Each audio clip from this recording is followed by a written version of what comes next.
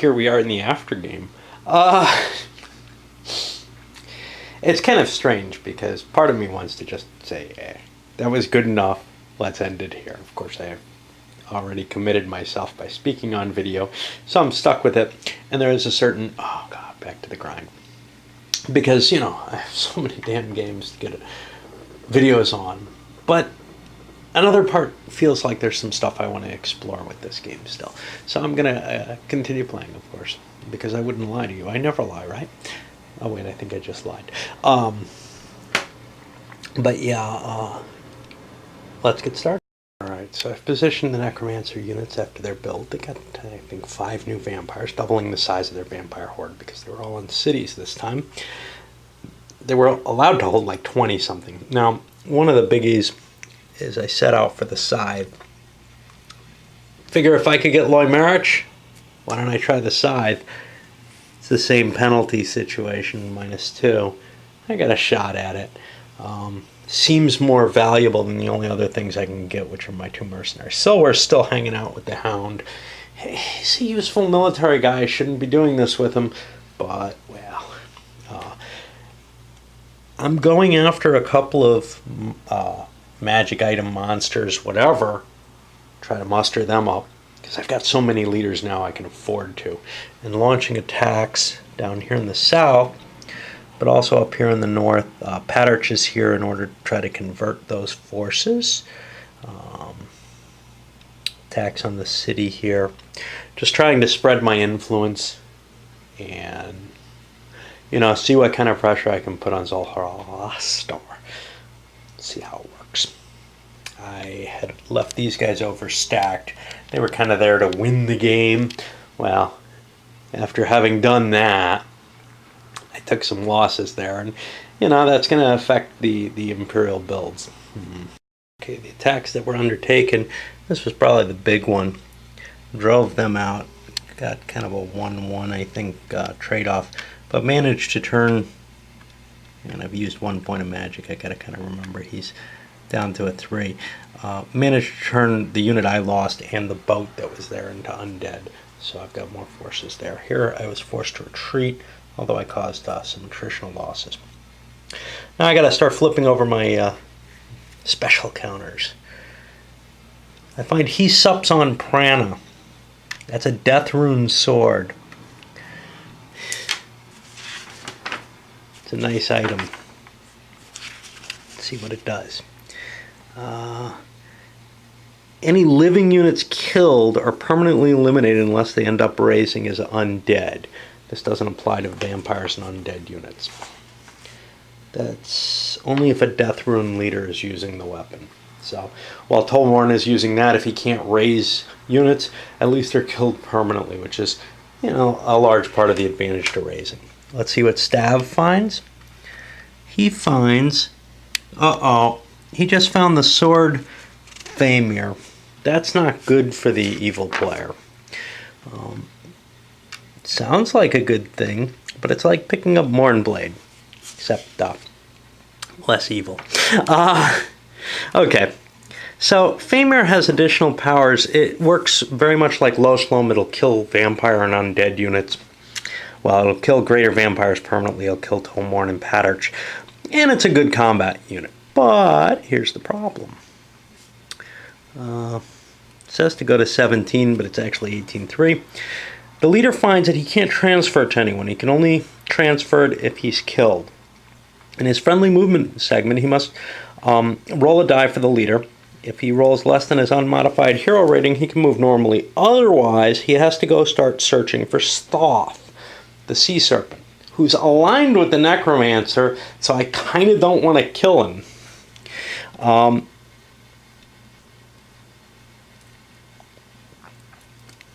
I have to try to find him by going to an unmarked magic space because he doesn't exist yet.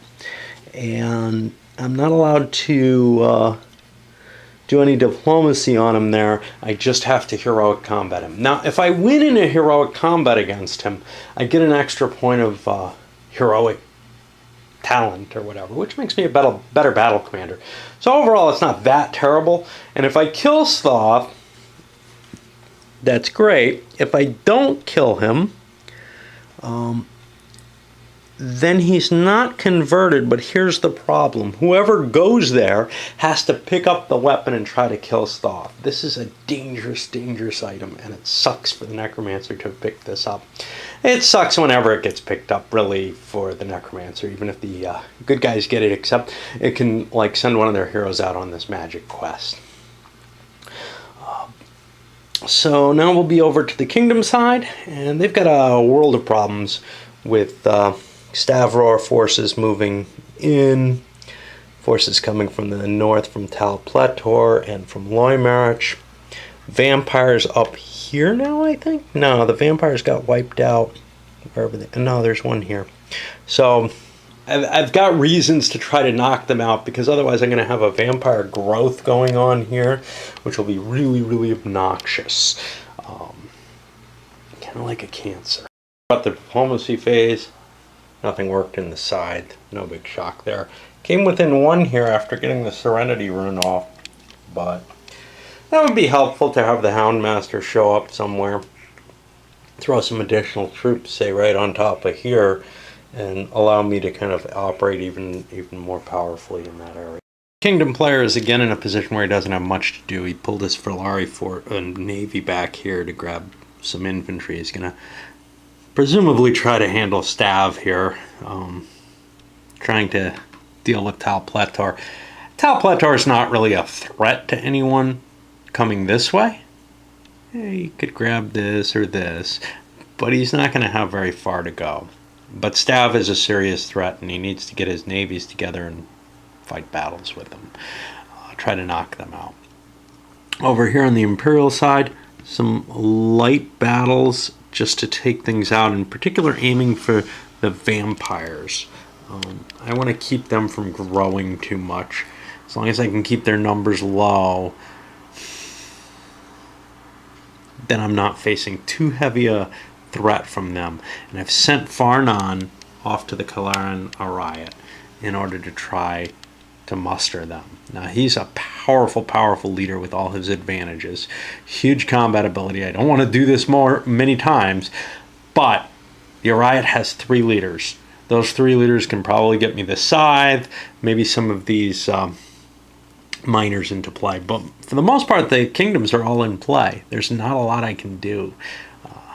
Got the dragon over here to try to burn some vampires. Now, mixed results as usual. Burned these guys. Knocked them out of here, even though I was forced back. That's good enough. Of course, the vampires can fly back in there. But, you know, you do what you can, right? The battle here ended up a split. I've lost a lot of legions. I'm down 4 legions again. But legions are cheap to rebuild, so that's no big deal. Now it's time for the big question. Not that this is going to win the game or anything, but it's a +4 for the kingdoms, so they got a good shot at this. Not good enough, and that means I think I've got to have Farnan out of the game again another turn. It's beginning to look pretty hopeless for the kingdom at this. Necromancer is taking advantage of Farnan or whatever's absence over here in the Arayat. Launching attacks here and here. More coming up from Stav. Vampires sliding in to make attacks over here. Continuing with the policy of trying to get the Scythe on my side, and also, of course, the Houndmaster. Leaving the dragon alone. He's potent. I'm afraid of him. I don't really want to face him, but he's going to come after me at some point or another. I know that. But it's the best I can do. Attacks were all fairly trivial, mostly successful. This one was not. That's a siege engine left alone there. But elsewhere, the Imperial forces succeeded. In fact, Tolmorn got to convert some of these. He's still in supply there. He can hold 6, 3, 4, 5, 6. The rest of this is all his magic items that he's carrying around with him. And we got to see what we draw. And we get Thoth. All right. Well, with the sword, I have a heroism of 3. Let's see if I can finish Thoth off. I need a, looks like a 3 or less to kill him. And I succeed. So Stav is now a 3 in his heroism, and he's a better leader. Plus he has the Sword Famir, which raises him to a 4 and counts as a living sword just in case he's facing any death mages, but there aren't any other than under the Necromancer.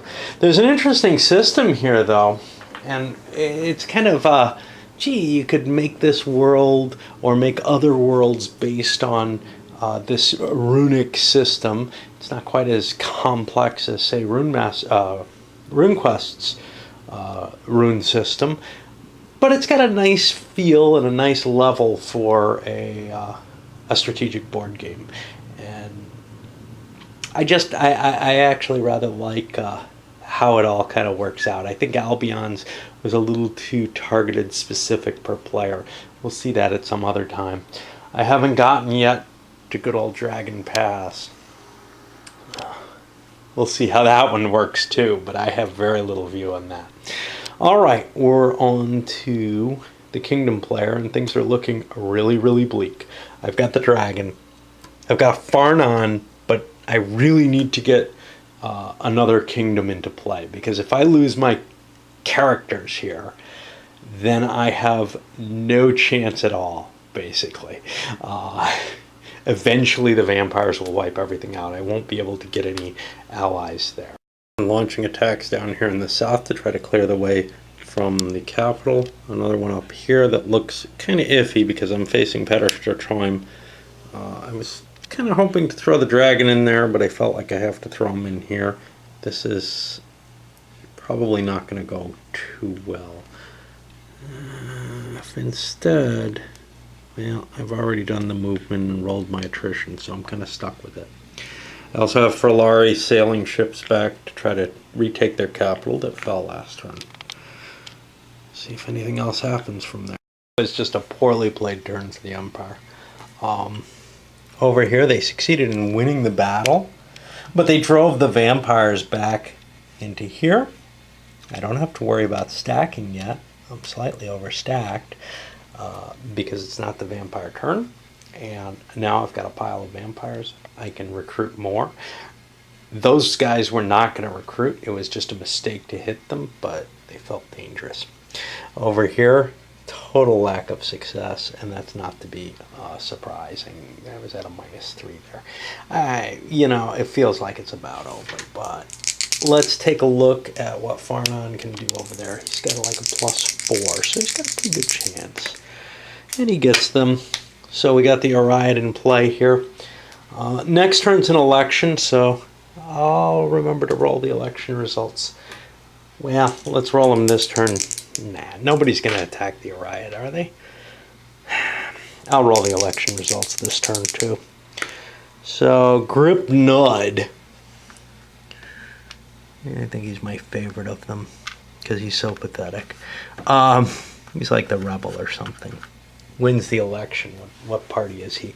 He is the Low Republicans, yeah. Nah, the Freeman's Party sounds even lower down there.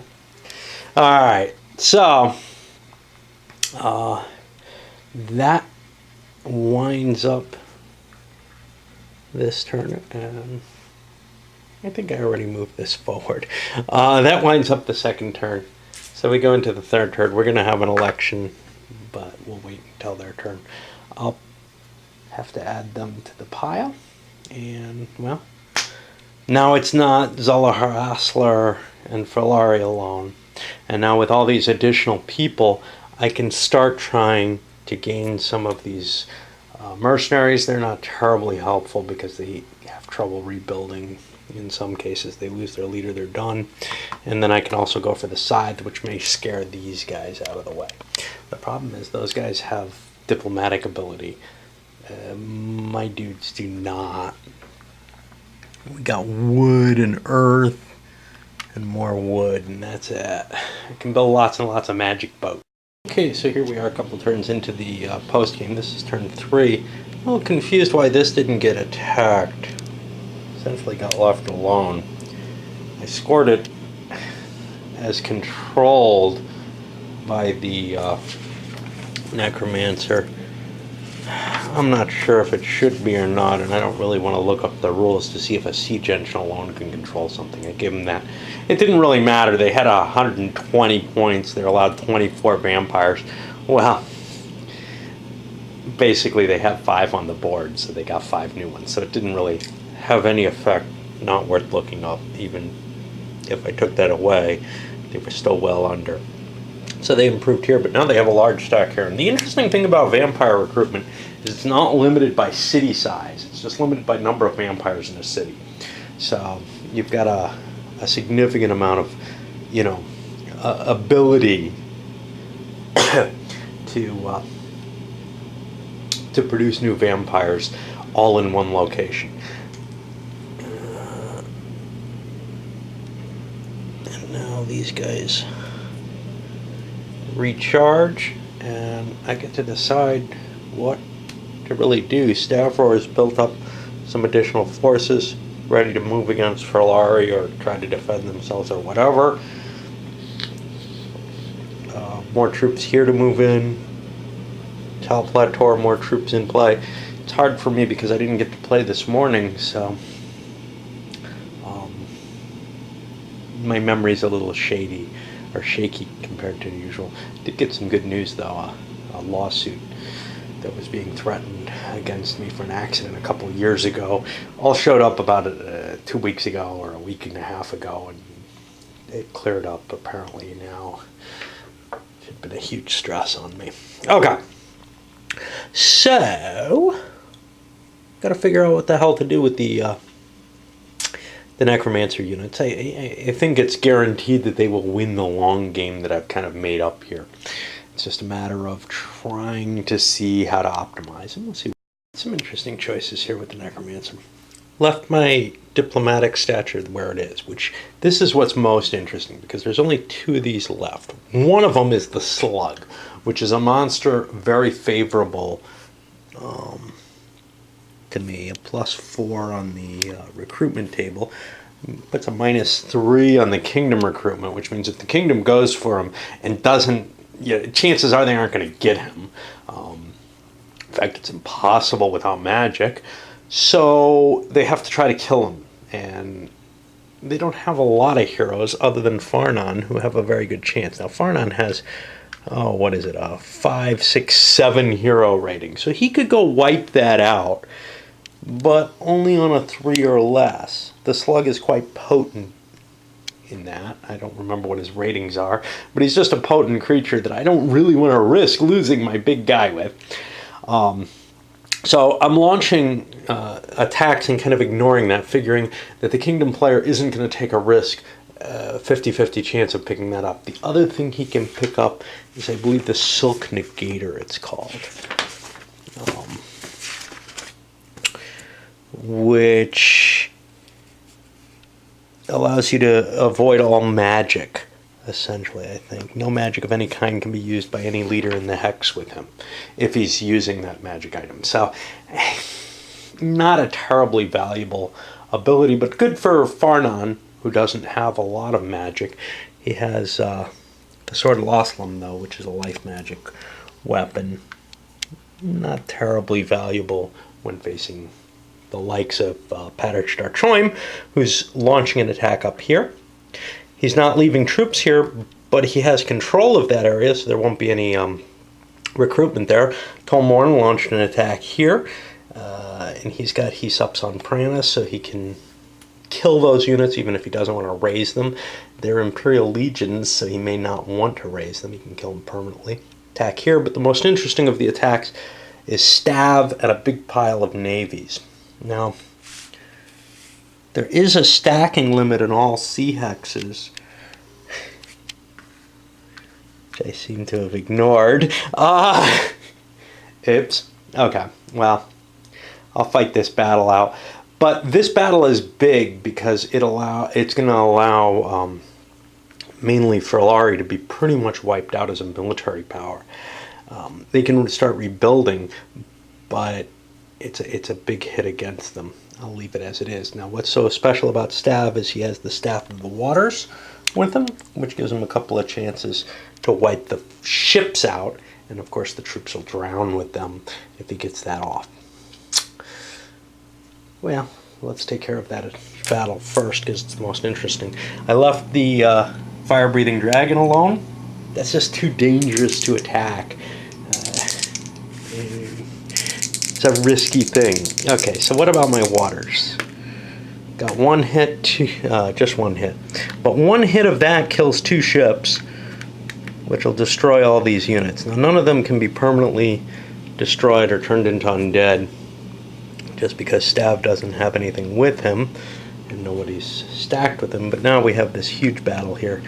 4 strength points to 3, 4, 5, 6, 7, 8. Looks like I'm 2 to 1. That's a +1. The troops aren't what's valuable here. It's Stav that's useful. Remember, he's up to strength 3 for killing a monster, up to strength 4, so we get a total of +5 because of the 2 to 1 on the die roll. And that's an 8. That'll finish off the rest of these units. And now I have a stacking limitation issue, which...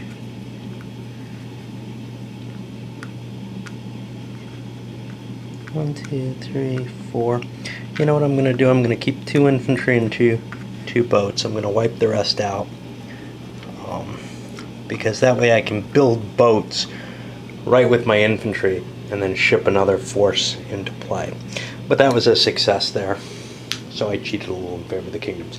I'll fight out the rest of the battles. None of them look too exciting. I've got overwhelming force with the leaders. Leaders are so important. So in terms of the battles, Moar actually lost one due to attrition over stacking. Here, he won the battle, but they were able to retreat away. They destroyed 1 legion permanently using He's on Prana. He's also carrying a hero's sword. He couldn't use that in the same battle. He chose to use He's on Prana in order to, well, one, it increases his magic strength, but also it allows him to eliminate things without resurrecting them. Patarch used up all his magic after winning the battle to try to resurrect or raise the dead or whatever, mainly because he wanted this heavy horse cav, but also he could then perhaps, I think his stacking limitation, 1, 2, 3, 4 was filled up anyhow. So, you know, he could have taken losses as stacking losses on the Loimerich stuff. He didn't get his success. He used up all his death magic there. It's diplomacy time, I guess, and I'll roll these up since I'm speaking. Let's check Silwer first. He's the least important. He doesn't get anywhere. And now over here on the side, we have our 3 terror magics. 2 more. Got 1. That means I'm at a net of -1, I think. I need an 11, and I don't get it. Which means we're over on the kingdom side. It's a fresh election turn on turn 3, so I gotta roll for my new dodge. And I get Zalara Dufoine. Ends up. At least I got somebody who... This is the one person who it matches with, the wood magic to wood magic. That's kind of useful. I could build a bunch of magical navies boats here, but then they'd be stuck up in the north here. I want to get down to some port where I can use those boats. It's these counters here. I think I'm limited by counter mix, but at least I can get 5 new bonus navies into play. Of course, they're ones that can turn into undead, and I think they're removed from the game once they're killed, so yeah, it's still only a limited amount of them. Well, they're removed from the game once they're killed if they're undead. If they turn undead, they're in trouble. But now I've got to kind of figure out what to do with this whole pile of leaders and not a lot of good diplomacy choices. I've got mercenaries I can diplomatize. But other than that, and there's an open Loimerich, I may be able to take this and this on this turn. And that would be a powerful bonus. As is kind of my want in these games, I aimed for a final showdown here. My feeling, and that's fine, the problem is I don't know whether or not I have the numbers. I don't know if I can figure that out. I've got a lot of troops there. I've got Farnon, who's very powerful and is going to give me, I think, a +1. Assuming Tolmorn survives, I could use death magic directly on him, or life magic directly on him to try to kill him. Of course, he's slightly better at death magic than I am at life magic, and we could both be trying to dispel each other. Another option there is that I also have the dragon there, which could burn up to 3 vampires. So there's a lot of opportunity for randomness there. This is basically a high luck attack. I could have made an attack on Paterchtar Choim instead, but the troops were all in here, and this seemed like the stack to take out. With all those vampires, that's a lot of production there. Meanwhile, the other things, just to keep things interesting, I sent, who's this, Zero, Zolna, whatever, with the torch over here to build lots of boats over for Falari. I think Falari is the one that needs them. Next turn, I'll be able to do a lot of magic there. I sent Grip Nud, who's pretty much useless with a 1 combat value, over to the Scythe to try to bring that into alignment. If he succeeds, that makes these guys have to make survival checks, and that could strip away a big part of the diplomacy ability that the Necromancer still has. Then I went for Coastal Coast, who's the best of the mercenaries, but he's very much good aligned. So he'll be bringing in some troops that can't be turned into vampires or anything like that, so that's kind of cool. Kind of in a hurry to get off the camera because I was running out of juice. I did want to mention, though, I grabbed Lymerich, and it is now a conquered territory, which I can assign to someone. Put a little circle here so I can't spend the money for it anymore. If the vampire reconquers it, he can declare that he's betraying it, and then it'll swing over to a kingdom-side country. He'll lose his troops for it, etc., but then he'd get it for vampire production if he so desires. I doubt that I want to do that, though. There's still significant troops left for Lymerich, but we'll see. Anyway, that's been conquered, which is going to allow me to get some additional production. I'm going to assign it to Zoroaster or something. I don't know. I don't know if I have to assign it to a specific kingdom. I think I do.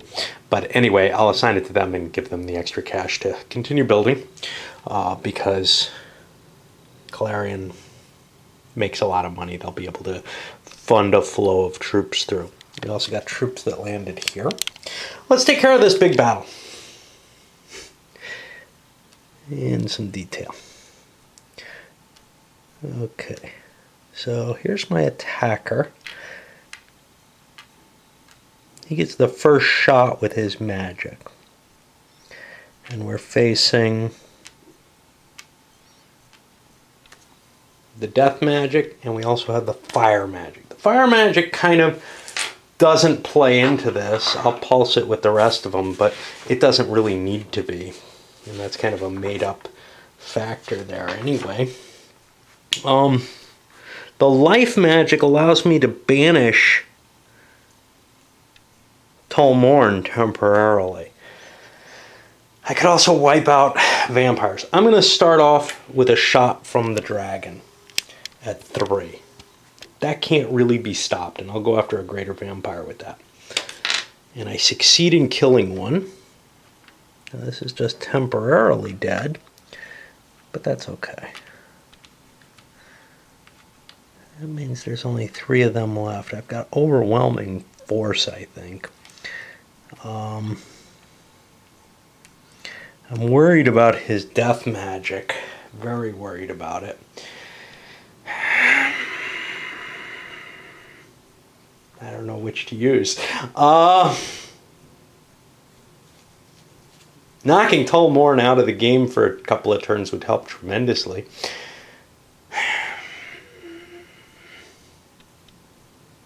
On the other hand, if I try that, they could kill Farnon, and that would be more devastating. So I'm going to withhold using my life magic. Tolmorn's going to try to use, his death magic isn't terribly valuable here either, but he's going to use it because it's his only real chance of surviving this battle, I think. He's got a 3 death magic, he fails. So now we go to the second pulse of magic. And the dragon will shoot again. He's at a 2 this time. He gets another vampire.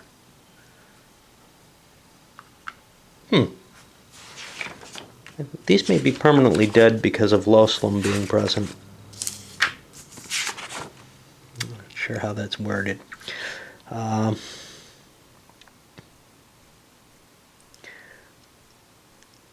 Yeah, I think these are going to be permanently dead. And in fact, I think if I can kill Tolmorn, he'll be permanently dead too. So you know what? I'm going to chance this now.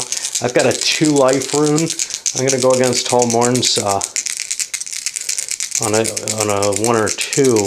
I can kill him. I got him. Now he's going to try to counter it. He's got a 2 death magic. He fails. Now he's at a 1. He fails. Now he's got his survival check. Now he sups on prana, so he only has a 3 hero rating because he does not use the hero sword. He survives, however, so he's okay. He's used up all his magic. And that means I have 1 more shot. I'll use my life magic once more. On a 1, I've got him again. I do not. And I've got the fire magic again. And on a 1, that works. And it does not. So now we go to the actual battle. And if I have a siege engine here, which I do, 3, 6, 9, 12, 15, 18, 23 to 6. It's 3 to 1, so I get a +2 from that. I'm using both the sword and the staff, so I'm a 7 to a 3. That's +4 more, so I'm at +6 on the combat roll. That's pretty potent. I get a 12. That's going to kill 4 vampires. No problem there. They're gone forever again because of Loslum. And now Tolmorn has to make another survival check, and he sups on prana, so he only has a 3 again. He survives and gets to escape. And God knows where I want to put him. I'll put him up here with Paterch so that they can trade items. Actually, Stav has a sword. Yeah, all my guys have swords. Well, those guys don't. I don't know if I want to be near them. And I gotta be on the board, so I can't go with him. So, yeah, I'll go to Paterch for whatever that's worth. Now I gotta check stacking. Stacking here is only 5. I have more than 5. I have 1, 2, 3, 4, 5, 6, 7, 8, 9. He doesn't count for stacking. I don't think. Jesus, I don't know. They move as leaders, so I'm assuming they don't count against stacking. Okay. So I want to keep Paterch's siege engine, but I'm going to break my own. I don't need too many in that area. 2, 3, 4, 5. I'll destroy 2 of these here. And crap, I need hands. Exceptionally clumsy when plugged in. Okay, so we got those back. Took some losses from the attrition, but that's fine. Let's go see if the side goes to my side. Now, I have no magic to help me there. It's only a +2 on the table, but that means I need an 8 or better. I get it. So we're going to add them. I guess probably isn't too much game yet, so putting it there won't hurt too much. They've come over. These guys have to make survival checks. They each have 1s. In Elric, your survival checks are very similar to this, but you can use your magic instead. They're both dead. Okay. I had another place I was doing diplomacy over here on Coastal Coast. Let's see if that succeeds. I've got a good number there. I've got a +4 on the table on him. and he gets an 11, he'll show up. And this is post-stacking period, so I could put him anywhere. But I think I'm going to put him up here. Actually, see, I don't want to lose him to attrition.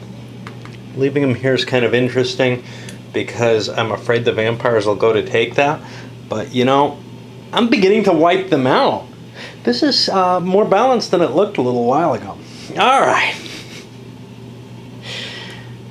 Let's push it forward. And, yeah, we've killed not Tall Morn, but two of the leaders that are kind of minor value, but they could be useful in this long game for more than just diplomacy at this point in the game, and it's a shame to lose them. And a pile of greater vampires are gone. 4 greater vampires. That's going to weaken the ability, you know, even though I'm going to get more vampires back, they're going to be weaker ones now. I'm not going to be getting that full complement of greater vampires. I've taken a couple of losses before that, and now I've got some additional ones. All right, I'm going to take a little breather. I think this is all going to go on one big long video because, honestly, I think only a few real wackos like me are going to want to watch this kind of perversion, and I don't want to throw a lot of videos together for this. So, well, if you like your videos shorter, you can always pause it. And when you come back, YouTube's kind of nice about that. When you come back to a page that you visited before, it kind of remembers where you were as long as you didn't clear your cookies out or something, or as long as you accept cookies. And now it's the Necromancer's turn. He's going to try to knock out Ferlari. If he can take them out, it means no more production for them unless they can get completely reconquered. So we've got an attack here and here, both weak attacks, but I've got a leadership advantage in both cases. Paterchoim here with the Hero Sword, the ability to maybe kill the leader there outright. Troops marching in from here from Tal Pletor. That opens Tal Pletor up so that the Scythe can actually move in, but it probably can't conquer it all in one turn. You know, these are long distance. 1, 2, 3. Well, 1, 2, 3, 4, 5, 6, 7, 8, 9. I could make that. Likewise, I could grab here and probably maybe get this stack over here and make an attack. But there are still 2 cities left after that, and I'll be able to pull some more troops back. Tal Pletor has a huge amount of money, so then its limitation will only be the size of those cities. A 2 here, a 1 here. I think I'll be able to hold out against them, especially putting pressure coming from here if this all works. But it may not. This attack in particular is only a 1-to-1, so I'm going to pull Silwer out and throw him down there. Got an attack on Coastal Coast here. I can't use the death magic to try to kill him. He's kind of immune to magic, I think, of any kind, if I recall correctly. I don't remember what their special ability is. Immune to all magic. So they can't turn unto undead, as one example. I've got this big problem with Farnon's stack. That's something I can't face, but I pulled some vampires in from both places to attack here, wipe that out. That also puts me in position to launch an attack here if this falls, which is pretty likely. I can't allow all of a hot Scaron to fall, but I can let time pass a little bit on that. But the biggie is knocking out another one of the kingdom powers. If I can get rid of this, then I can probably move in, take the Scythe, and then it just becomes an attrition game where I'm fighting one place. Well, got Clara and Orion too, but I'm really fighting one place, and I have greater productive capabilities. That's my hope here at this point. Does the kingdom have any hope? I don't know. This is going to be, I think, a longer extension to the game than I had first thought, so I may well actually end up breaking this into multiple videos. Anyway, not going for any diplomacy this time. This guy should be with Coastal Coast. I can try to kill him. Alright. Okay, by my reckoning, the attack on Falari was successful. Batters got driven back using up all his magic, but he managed to destroy everything here. Now this is within his zone. This is only the staff sitting here. Somebody could move in there. If they can bring troops, they can kind of capture the city and grab the staff for whatever that's worth. But right now, it's outside the hands of the good guys. Now, I'm not sure what happens in an election. Which next turn is an election turn. It's an odd turn. If the staff has been dropped into evil people's hands,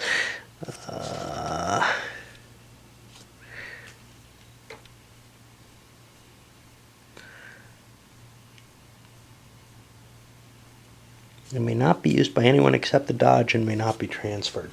So I think it's a useless magic item except for Calarian. So it's not something that you can pick up as an evil player power anyway. There we go. I don't know what happens if all the dodges die. I assume it just can be discarded then. Or maybe it becomes a normal magic item. Who knows? But Silver was successful here. He burnt his unit. Stav sunk his. This was a successful attack, so we've or a semi-successful attack. So we've taken Falari out of the game, essentially. They have no more troops. And that means the only thing up here is the scythe. Over here, well, the attack on Coastal Coast didn't go terribly well, but one unit would be permanently eliminated. I'm ruling that Hisopson Prana's special ability is not something Coastal Coast's troops are immune to. It doesn't say it's magic. It specifies that it doesn't affect undead or vampires with its special ability. Now, undead are destroyed automatically anyway, so that doesn't really matter. And obviously, there's little, missing things in the rules and ambiguities here and there, and this is one of them. No biggie. Most games you won't run into this kind of stuff because it's only because I'm playing so long that I'm seeing some of this stuff playing out. Alright, so we go over to the Kingdom player, and it's looking kind of bleak still for them. Farnon has a big stack. He's got a lot of power there, but the Imperial forces are getting smaller and smaller. We lost another legion to Hisopson Prana. That's a big blow. His units, the units of all the kingdoms, as they die and get resurrected, or as they die to permanent causes like Hisopson Prana, just come out of the game. Of course, so do the greater vampires, but that's a more limited form of force pool culling. But I'll see what I can do with those remaining kingdom forces. Put up the... I'm building up my kingdom forces. I looked up the rules. Actually, the staff immediately teleports to a new dodge immediately, and there's only one. There's Gripnud. If he gets killed, it goes off map. I still have Calarian to build. They don't have a lot of... Oh no, they've built already. Everything's built. I've got to decide what to do with my leaders, essentially. Do I want to use Gripnud, try to get him someplace and build boats? What does air magic do me? That's what the birds have. Not much, if I recall correctly. Call wind reduces attrition and flying, both movement spells. His units already fly, the ones he's stacked with, so maybe he'd be better for doing diplomacy with. I still got a few of these mercenaries left I can try to call into the game. Last night it felt like I was having so much fun I wanted to continue, but it's beginning to feel like it's overstaying its welcome. I keep going because I'm a glutton. Anyway, the scythe failed to make the stab here, so I'm not continuing that attempt to knock Talpletor out at once. I moved down into here. No additional attrition there. Elsewhere, Coastal Coast launching this way. Giving this up, this becomes a vampire production point center, but points don't matter to the vampires. It does take points away from Zola Harassler. However, I don't really have to worry too much about the strength there. Now the question here is what I want to send where here. I'm going to send the dragon down this way. making an attack here using Skydoor. That'll give me flying units so that maybe I can strike up this way, or maybe start taking away some of Stavror's productive territory. I don't really want to use Imperial Legions for that, though. And then an attack to kill some more greater vampires here. I only got one there, but wiping out the vampire productive capability is important too. Of course, that leaves this open.